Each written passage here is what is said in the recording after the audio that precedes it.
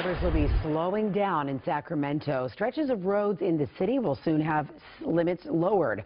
KCRA 3's Richard Sharp live to explain why and what neighbors are saying about it tonight. Richard? Yeah, that 45-mile-an-hour speed limit over my shoulder, Kelly, will soon read 40 miles an hour. You might be surprised at how the city studies these things and changes those speed limits.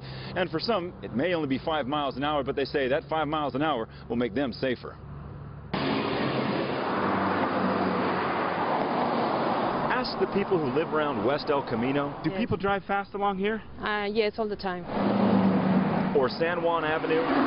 It was like 40-something. I said they do at least 50, 60 on the street. And you'll understand one of the biggest complaints they have. People driving too fast through their neighborhood.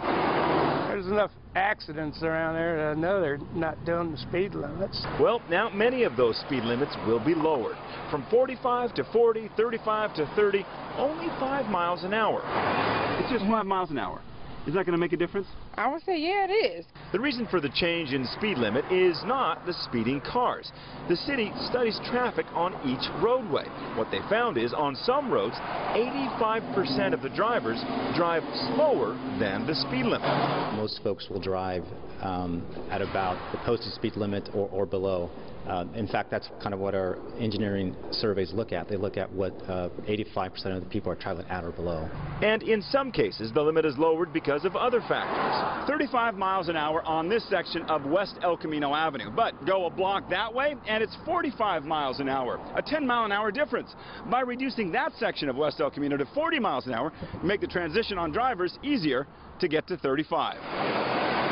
In all, 8 stretches of roadway in Sacramento will be lowered 5 miles an hour. The change may be noticed by people who live nearby, but some worry drivers won't notice a thing.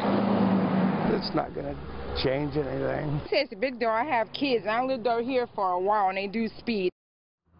One of the most interesting things about all of this is the city has to study these intersections, these sections of roadway, and they have more than 400 of them every 7 years. If they don't, it won't meet state regulations, and if someone gets a ticket on something that hasn't been studied and tested, that ticket doesn't stand up in court.